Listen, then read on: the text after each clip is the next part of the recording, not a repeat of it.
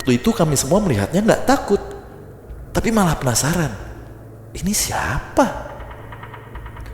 Ketika setengah badan sosok tersebut mulai nampak, kami terkejut dan secara bersamaan berteriak, "Naon eta anjing? Kejar!" gitu.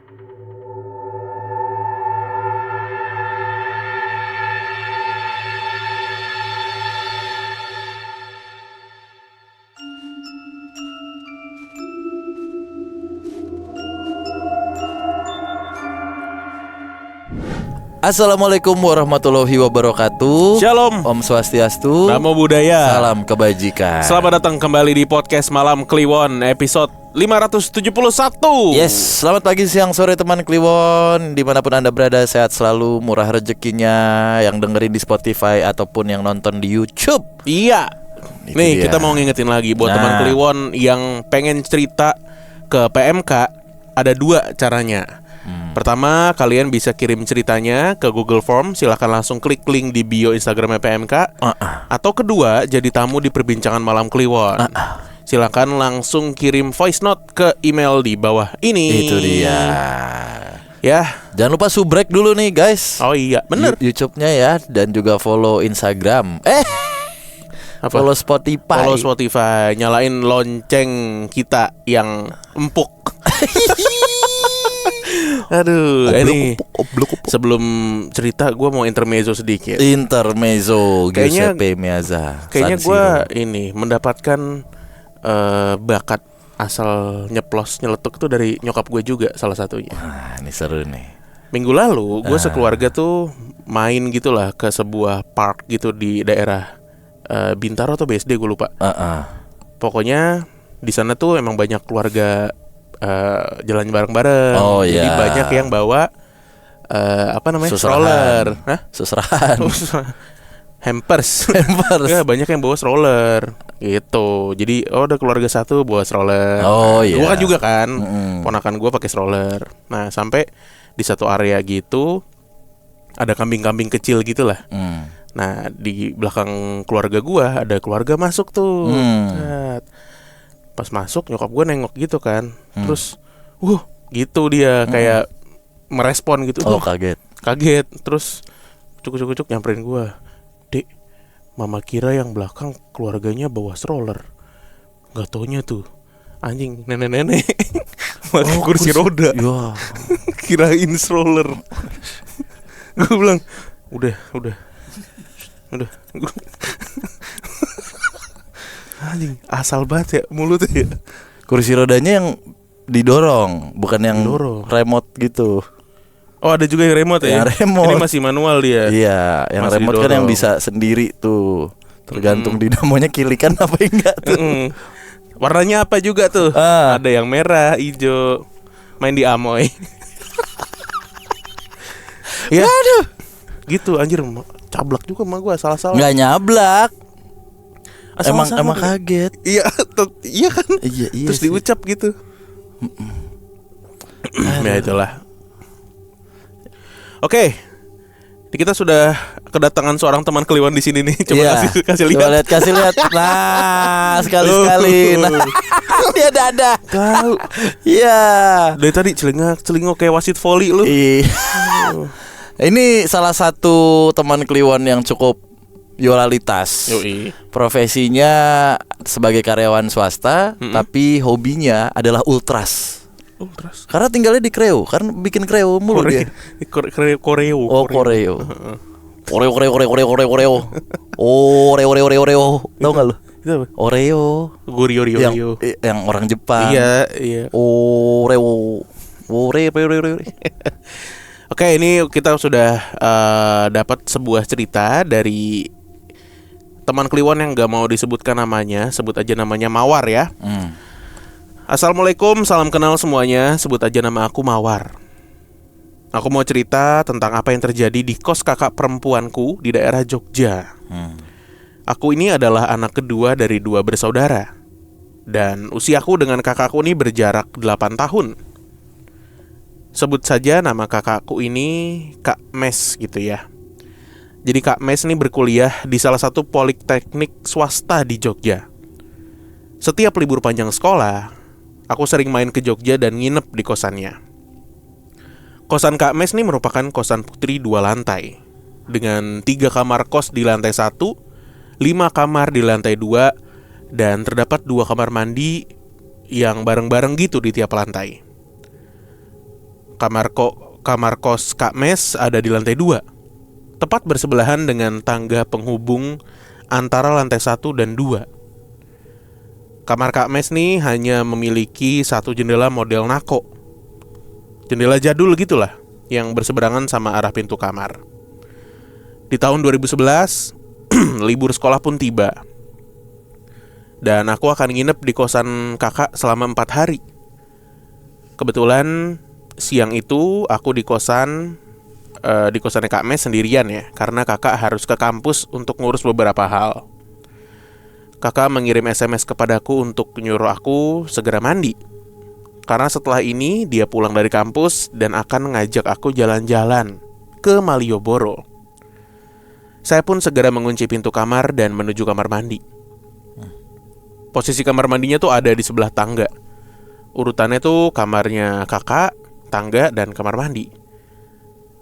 Saat saya pun mulai mandi, terdengar suara langkah kaki naik tangga dari lantai 1 dan ngetuk pintu kamar mandi. Saya pikir itu adalah Kak Mes yang sudah pulang. Saya pun nyaut, "Bentar Kak, ini mau selesai kok, sabar ya." Gak lama kemudian, terdengar suara gamelan dari arah tangga. Awalnya terdengar pelan dan kemudian menjadi semakin kencang. Saya mulai panik dan spontan saya teriak, "Diem gak? Aku aduin ke ibu ya." Seketika suara itu menghilang dan suasana kosan kembali sepi. Kemudian terdengar langkah beberapa orang naik turun tangga.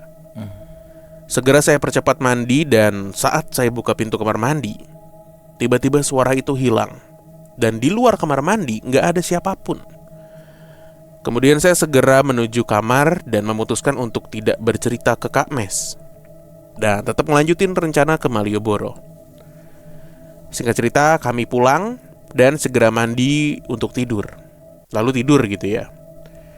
Di malam itu saya terbangun sekitar jam 12:30 pagi. Saya merasa gerah dan sesak.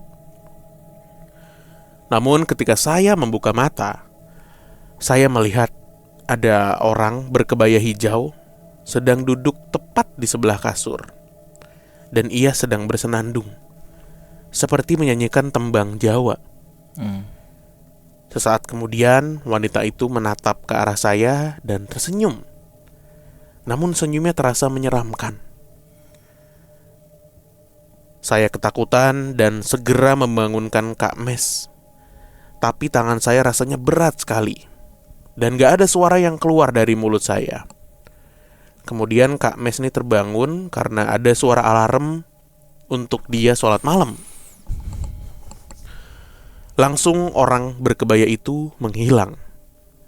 Saya pun nangis saat itu dan menceritakan semua yang saya alami hari ini, dari siang sampai tengah malam ini.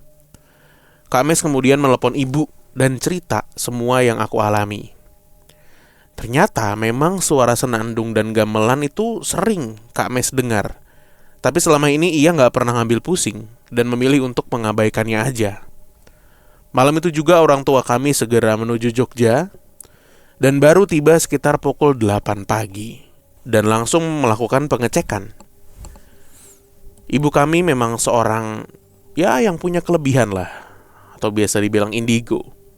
Dan dia sering membantu orang yang membutuhkan. Setelah melakukan pengecekan, ibu gak mengatakan apapun. Dia hanya meminta Kak Mes untuk pindah kos karena khawatir gangguannya akan semakin parah. Gak butuh lama, Kak Mes pun pindah kosan dan gangguan itu alhamdulillah udah gak pernah terjadi lagi. Sekian cerita pengalaman saya. Terima kasih ya sudah dibacakan, Bang. Maaf kalau terlalu panjang dan membingungkan. Semoga bisa dipahami ya.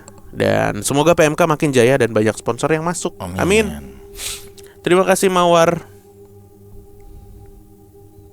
Ini berarti salah satu mitos untuk orang yang baru main ke Jogja ya, Le. Ah, nggak juga. Kan ada kayak gitu kan?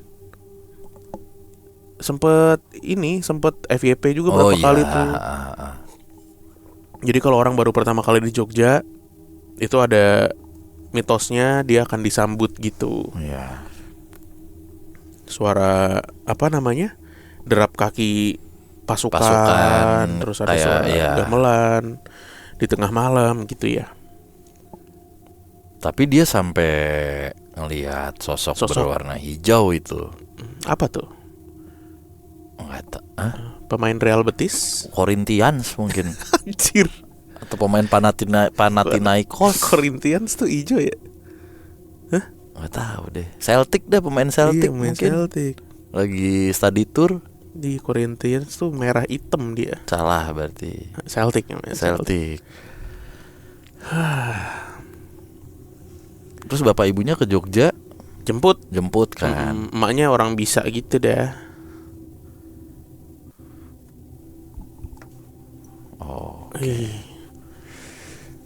Makanya tadi langsung itu ya. Nanti aku bilang orang tuaku ya gitu ya. Oh iya bener Iya juga kan? loh. Iya. Ada dibilang, kalimat dia ngancem ya. Iya. Ngadu. Itu tadi belum ke bongkar tuh. Oh iya, suara gerabak gerubuk dari arah tangga ya. Diam nggak? Aku aduin ke ibu nih. Nah, oh iya. Awalnya gua mengira ya keselamatan raganya kan, mungkin nih kriminal nih atau apa. Cuman setelah terakhir disebutkan atau dijelaskan, benang merahnya ke situ. Iya, gue pikir pun ini karena refleks anak-anak aja gitu. Dah, nggak anak-anak banget kan? Ya iya, gue pikir ini kayak refleksnya dia aja sebagai anak adiknya kakaknya kan ibaratnya. Iya. Anak bungsu. Aku bilang Ya. ibu nih, ini gitu. Ternyata ibunya ini para abnormal. Enggak. Hah? Bukan para abnormal Apa? dong. Kemarin kata si Para rider. terjun payung tuh. Iya. Kemarin kata si siapa ya? Namanya teman Kliwon tuh yang jadi penulis. Oh, Mas ini. Iya. Iya benar. Mas Reza. Bener. Ngomong-ngomong ya, tadi para rider ya, kenapa gua keingetan? Gua tuh kemarin abis nonton defile pasukan Tentara Nasional Indonesia lah. Gitu pas HUT TNI kemarin. Ini berbagai ini kan, berbagai dari Akmil, berbagai satuan Berbagai lah, matra. gitu. Berbagai matra. Nanti deh lebih panjangnya off air aja. Cuman edan ya kalau pas lagi pasukan-pasukan khususnya gitu, ngeri-ngeri pak. Iya bro. Asli. Kan loreng-loreng gitu. Edan. Kan kalau dijajarin sama pasukan yang biasa kelihatan tuh tingginya beda. Asli. Yang biasa sama yang elit-elit tuh. Rasa ininya tuh pas ngelihat mereka ya, rasa emosional sebagai warga sipil gitu kayak aman nih. Kita punya dijagain bapak-bapak pasukan ini nih, khusus ini gitu ya. Iya. Bro, dan yang begitu-begitu nggak pernah halo dek tuh biasanya tuh. Tapi halodoc iya. Iya Kan kalau lagi bisa sakit. Kalau lagi sakit. Iya. Benar. Tawa aja lo. Emang Ngobrol serius lo. Ada londok. Balik jahit dong. Udah dikasih jalan jadi artis. Di londok. Malah berseteru sama Mali Tong. Blow on bener. Ya nanti deh kita putar lagi. Dan itu dari 3 matra itu ya, Marinir, Kopassus, Kopasgat. Tapi yang lainnya juga tegep-tegep pak. Yang bikin gua nyes lagi tuh ketika kan ada jenderal-jenderal dan bersama para presiden gitu-gitu yang memberi hormat. Pas Akmil lagi jalan, tegep banget. Di tatapan matanya tuh kayak, wah nih calon-calon penerus gua nih gitu. Keren. Iyalah harus tegap lah tentara. Ngedoyong begitu jadi tentara nggak cocok lah. Siap. Masa gini nggak cocok jadi tentara. Siap. Aduh. Lanjut. Lanjut. Waduh, nih nggak bisa gue bacain, nggak enak ini. Apa sih? Ya. Oh iya, yang atas aja dah. Iya, atas aja deh. Duh, jangan. Nggak boleh guys. Ada 1-2 ritual kita lah ya. Assalamualaikum, selamat wayah gini. Selamat hari gini. Oh Iya, dia versi Jawa. Oh iya bener, iya wayah gini. Ada lagi. Bang Danu, Mas Bimo, Bang Gibran, dan pendengar PMK. Saya Ojim dari Bandung. Saya tertular menjadi pendengar PMK sejak episode Sersan Oji sampai episode terakhir 567. Dari zaman awal pandemi April 2020-an lah. Ya betul, Sersan Oji itu episode-episode pandemi itu ya. Betul. Wah, itu tuh ceritanya tentang ini juga nih buat teman Kliwon yang mungkin baru ngikutin PMK. Sersan Oji itu tentang patriotisme seorang prajurit Tentara Nasional Indonesia tuh. Masih sersan tapi mantep leadershipnya itu. Asli. Saya ingin menceritakan pengalaman saya di pemukiman padat penduduk di tengah kota Bandung yang terkenal dengan nama jalannya itu loh, yang nama-nama burung berukuran kecil, dencil. Burung berukuran kecil. Oh, Cucak. Iya, Ini kayak orang tahlilan ya, kanan kiri kanan. cucak. Lah, susah nemuinnya dong. Oke, lanjut. Kejadian ini terjadi di tahun 2003 ketika saya SMP kelas 3. Pada saat itu saya sedang masa-masa asik begadang dengan orang-orang yang lebih tua daripada saya. Ditambah lagi kegemaran yang sama nih, yaitu sepak bola dan main game. Baik itu konsol di Winning Eleven atau PC Football Manager. Gak jarang saya dikunci dari dalam rumah oleh kakek nenek saya karena saya pulang malam terus. Sehingga saya lebih sering menginap di kosan atau rumah tetangga saya tersebut. Hehe, maaf jiwa-jiwa muda yang berontak nih. Oh ya, sesuai ucapan saya di atas, saya tinggal bersama kakek nenek saya sejak SD. Dan orang tua saya tetap di kampung, di Kuningan. Cukup intronya, saya mau kasih gambaran dulu denahnya nih. Rumah nenek kami itu berada di persimpangan 3 kampung. Kampung TD, Kampung HM, dan Kampung PAN. Nih warga-wargi Bandung tahu nih pasti.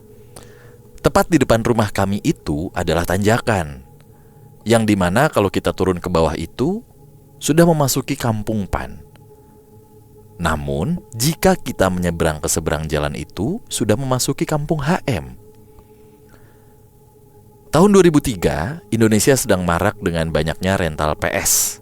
Namun di 3 kampung ini, hanya ada 1 tempat rental PS, yaitu tempatnya Aari nih. Letak rental PS-nya si Aari ini sejajar dengan rumah kami. Tapi terhadang 2 rumah lah. Nah, uniknya di tempat rental ini juga punya PC. Jadi saya lebih memilih main FM di PC ketimbang main WE di PS. Suatu malam, saya terlalu kemalaman pulang, sehingga seluruh pintu di rumah sudah dikunci oleh kakek nenek saya. Alhasil, saya berniat menumpang menginap di tempat rental PS-nya si Aari ini. Beliau sudah terbiasa melihat saya begini, jadi ya dia terima-terima aja. Saat itu jam sudah menunjukkan pukul 12 malam. Dan hari itu adalah Kamis malam. Sayangnya kantuk belum juga menghampiri kami. Yang saat itu selain saya dan si Aari, ada A. Ahmad dan A. Uje. Kami berempat memutuskan mengobrol di depan rental. Duduk jongkok menghadap ke rumah-rumah di Kampung HM. Kecuali si Aari. Dia memilih jongkok menghadap lurus ke jalan yang menuju turunan ke arah Kampung PAN. Sejam gak terasa kami sedang asik mengobrol tentang sepak bola. Tiba-tiba tampak wajah Aari mengerenyit, seolah mencoba fokus memandang ke perempatan jalan gang yang ada sebelum turunan ke Kampung PAN. AUJ yang aneh melihat Aari lalu bertanya, "Kenapa, Ri?" Aari menjawab, "Itu, Je, ada yang naik turun di tanjakan, noong-noong atau ngintip-ngintipin kita lah. Tapi gak naik. Ah masa? Mana? Kata si Aamat. Diikuti gerakan kami bertiga menghadap ke arah yang sama dengan Aari. Gak lama setelah kami berempat menghadap ke arah yang sama, kami melihat sosok wanita berambut panjang terurai ke depan sehingga wajahnya gak terlihat. Dia mulai naik pelan ke puncak tanjakan dan hampir terlihat pundaknya. Nampak baju putih seperti bagian atas daster. Bagi kami, yang jadi masalah adalah tidak nampak pundaknya itu naik turun, seperti orang sedang berjalan. Jujur, pada waktu itu kami semua melihatnya gak takut, tapi malah penasaran. Ini siapa? Ketika setengah badan sosok tersebut mulai nampak, kami terkejut dan secara bersamaan berteriak, "Naon eta anjing? Kejar!" gitu. Kami melihat sosok tersebut naik dan berbelok ke kiri masuk ke gang kampung HM dengan kecepatan tak masuk akal, plus tidak menapak alias melayang. Kami sontak mengejarnya ke arah belokan ke arah kampung HM tadi. Anehnya kami tidak melihat siapapun, karena sepertinya kami hanya berselisih 2-3 detik aja berlari ke arah belokan tersebut. Jadi harusnya gak mungkin kami kehilangan pandangan. Dan sekitar 2-3 detik kemudian, ketika kami memicingkan mata ke arah jalan kampung HM, kami terkaget lagi. Karena 4 penghuni rumah yang berjajar 2 kanan 2 kiri di kampung HM yang dekat dengan perempatan gang tersebut keluar rumah. Dan mereka bertanya bersamaan kesal kepada kami, "Oi, siapa yang gebrak-gebrak pintu kami?" Pak Dudi, Pak Sony, Pak Tegar, Pak Gilang kompak nongol dan bertanya-tanya pada kami. Mereka menyangka kami yang melakukan hal itu. Takutnya kita iseng, kata mereka. Aari sebagai yang tertua di antara kami menjelaskan kepada 4 kepala keluarga dari 4 rumah yang berjajar tersebut kejadiannya seperti apa. Ya, namanya orang tua. Ada yang percaya, ada yang menganggap kita bandel. Ditambah melihat jam malam yang sudah kelewatan. Namun akhirnya mereka berempat memutuskan masuk ke dalam rumah mereka masing-masing, meninggalkan kami berempat di perempatan. Kami berempat memutuskan kembali ke dalam rental PS dan menggelar kasur lipat. Kami masih mikirin tuh apa yang sudah terjadi. AUJ memutuskan pulang ke rumah. Saya, Aari, dan Aamat memilih menginap di rental PS. Namun hingga saat ini saya sendiri dan yang lainnya nggak tahu itu sosok dari mana dan siapa. Masih misteri lah. Setelah kejadian malam ini, rental PS tidak pernah buka melebihi pukul 12 malam lagi. Selain malam minggu lebih tepatnya. Saya jadi nggak pernah numpang dan pulang malam lagi. Namun perempatan kampung tersebut jadi lebih berwarna setelah itu, karena jadi ada warkop Kuningan 24 jam. Namun apakah teror berhenti sampai di situ? Tentu tidak. Masih ada teror lain selanjutnya, seperti tangisan sosok sambil meminta tolong yang terdengar di tengah malam oleh seluruh warga rumah dan orang sedang ada di warkop Kuningan tersebut, dan yang lainnya. Sekian dulu Bang dan Mas cerita kali ini. Maaf ya kalau terlalu panjang dan typo-typo serta pemilihan bahasa yang kurang baik. Terima kasih sudah dibacakan. Semoga jaya selalu Bang, Danu, Mas Bimo, dan grup PMK. Amin. Dan seluruh pendengar PMK. Gitu dah. Thank you Kang berarti ini ya. Iya. Untung namanya bukan Kung. Umat. Apa? Kalau namanya Umat, ribet tuh. Kenapa itu? Au amat. Gitu jadinya. Kan namanya Amat. Namanya Amat. Nah, kalau namanya Umat ya. Amat. Susah banget orang bikin bikin komedi. Susah banget. Enggak, berarti tadi gue gampang. Berarti ini gue Kang ya. Iya, untung namanya siapa? Bukan Kung. Nah. Ngantuk tuh pasti itu. Layu. Layu sebelum dicerna. Ini berarti daerah tengah kota tengah perkampung. kota. Ya, pokoknya pasti tahu lah nama-nama burung kecil. Emang burung kecil sama burung gede tuh nama-namanya beda ya? Enggak, gue seriusan nanya bro. Lah iya bener juga ya. Elang Iya. waktu beranak elang ya. Enggak, maksud gue kan dari nama kan nggak kedengeran gede. Oh, Beda sama kayak dinosaurus, kayak Brontosaurus. Oh gede, gede. tuh. Nah, nah ini permasalahan psikologis saja. misalnya. Lo denger pipit, nggak mungkin dia ngelawan Oh, kita. pasti kecil. Lemah ini. Iya. Iya kan? Kalau yang Merpati, ya itu agak sedeng lah. oh iya. Iya kan? Oh, Raja Wali. Nah, gede. Kalau prajurit wali belum tahu tuh. Kurus tuh biasa itu. Prajurit Wali. Terus apa lagi? Garuda. Wah, gede. Coba kalau lovebird, Ya, kenari. Iya. Nah, Nuri. Nuri. Ya, kecil-kecil tuh. Nuri kecil dari mana? Nuri gede emang ya? Nuri. Oh, Nuri iya, Nuri sedang lah, sedang. Nuri sedang lah. Nuri sedang lah.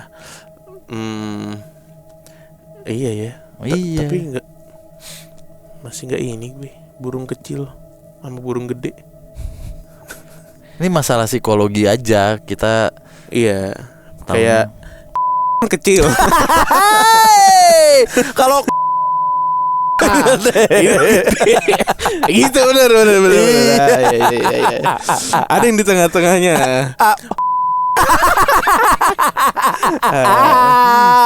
Ini blip-blip aja ya. iya. Tapi mulutnya juga Iya. disensor. Oke. Oke lah.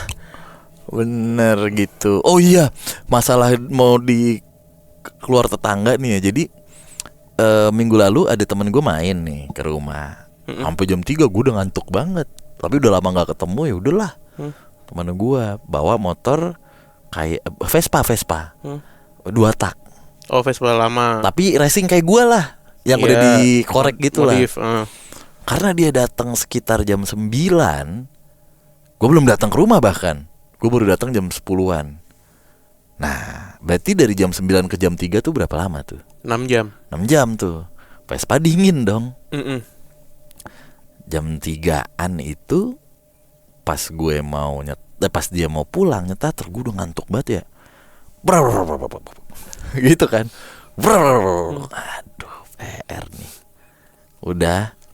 Coba cuk dulu deh atau gimana deh. Iya. Dia tarik cuk. Set. Nyangkut, gasnya nyangkut. Terus dia panik. Terus tahu apa yang gue lakuin? Pura-pura masuk. Masuk. Iya, Masuk anjing. Pura-pura gak kenal. Gerobak-gerobok. Akhirnya cuknya ditarik. Bocor Vespanya. Gasnya nyangkut. Itu kan manteng ya. Panjang banget. Gue masuk rumah. Gak mau gue tolong. Gak kenal. Gak tahu teman siapa. Terus habis itu Bem. Anjing ditinggal masuk. Goblok. Lagi mana? Berisik. Ya udah nih gue ganti bentar deh. Habis udah tapi simpel sih, ganti gitu set 10 menit 15 menit. Udah gue nyalain di atas aja ya. Gue buru-buru masuk. Pas gue pikir anjing, gang gue kan tanjakan ya. Iya. Terus dari kejauhan gue denger bunyi di atas. Enggak, tolol sih. Itu apa namanya? Tali gas nyangkut. Kayak ini, kalau kemarin gue liat video di truk, orang nyetir klaksonnya rusak. Panik. Minggir. Pasti di ini loh ekspresi dia panik. Iya. Mau matiin itu loh. Iya, pasti diliatin kan sama orang-orang. Aduh. Oke, ini cerita singkat untuk penutup episode kali ini. Assalamualaikum Bang Bimo dan Bang Danu. Kenalin, nama saya Patuh dari Brebes. Keren, Mas Patuh. Saya mau cerita kejadian yang baru aja saya alami ketika menulis cerita ini. Waduh. Oke, real time berarti. Real time. Mas Patuh dari Brebes yang Iya. tidak pernah melawan nih pasti nih. Pasti obey, Mas obey. Manut. Kejadiannya terjadi tanggal 30 Januari 2022 jam 3 dini hari. Wah, ingat nih. Oke, berarti ini cerita udah ngirim ke kita 3 tahun lalu ya. Saya ini termasuk orang yang tidurnya tuh jam 1 ke atas dan seringkali dengerin PMK kalau mau tidur. Kejadiannya bermula saat saya ingin tidur dan mulai mendengarkan lanjutan PMK episode 259 yang belum selesai saya dengarkan sampai selesai lah, karena keburu ketiduran di malam sebelumnya. Sampai akhirnya saya lanjut ke episode 260 yang baru diupload 2 hari sebelum saya dengerin. Sebenarnya saya belum ngantuk-ngantuk banget nih waktu ngalamin kejadian ini. Kemudian saya mendengarkan cerita terakhir yang menceritakan tentang hantu kuntilanak merah. Dari awal cerita saya masih mendengarkannya dengan serius, hingga akhirnya saya mulai mengantuk. Namun saya masih bisa mendengarkan suara Bang Danu yang sedang menceritakan cerita di PMK dengan jelas. Saya pun masih mendengarkan sambil mulai menutup mata saya. Namun saat Bang Danu mulai menceritakan tentang gangguan yang dialami oleh teman Kliwon yang sedang diceritakan, tiba-tiba saya merasa lumpuh, seperti mau reperpan. Saya pun membuka mata saya dan mulai membaca ayat kursi, sambil berusaha untuk menggerakkan tubuh saya. Namun usaha itu sia-sia. Saya masih nggak bisa menggerakkan tubuh saya, bahkan saya nggak bisa berteriak. Usaha itu saya lakukan hingga kurang lebih 3 kali. Di titik itu saya masih bisa dengerin suara Bang Danu yang masih bercerita. Saya pun menutup mata sambil terus baca doa, karena saya takut akan ada sosok makhluk halus yang nampakin diri. Hingga pada saat Bang Danu mendeskripsikan tentang kuntilanak merah, tiba-tiba saya merasa ada yang memegangi kepala saya, lalu mengguncangkan atau menggoyangkan kepala saya naik turun dengan sangat cepat, hingga saya ngerasa sangat pusing. Pada saat itu juga saya mendengar suara perempuan yang membaca ayat kursi dengan nada marah. Hingga akhirnya saya dapat bergerak dan terbangun dari tidur saya, bertepatan dengan selesainya cerita yang Bang Danu ceritain. Itu aja yang bisa saya ceritakan. Cerita ini saya tulis benar-benar setelah saya bangun. Saya langsung buka Instagramnya PMK dan langsung nulis cerita ini buat di-share ke teman-teman semua. Maaf ya kalau nggak serem-serem banget. Dan makasih udah dibacain di platform manapun ya. Karena saya dengerin di PMK, di YouTube, di Spotify juga. Respect. God bless you Bang Danu, Bang Bimo. Makasih banget sekali lagi. Mas Patuh Wong Brebes. Patuh. Ini cerita dikirim ke kita berarti 3 tahun yang lalu ya. Karena dia ngirim cerita ini setelah bener-bener abis dia ngalamin kejadian 2022 bro. Keren nih Mas Patuh, respect nih, mudah-mudahan sudah sukses ya. Amin. Sekarangnya amin ya. Coba sapa-sapa Mas Patuh kalau masih mendengarkan kami. Ya, sapa-sapa. Dapat apa ya? Nah. Tapi isi apa nih Mbak Patuhnya nih? Patok. Oh. Mas Patuh. Masuk. Oke, kita ketemu lagi di podcast Malam Kliwon episode berikutnya. Dadah.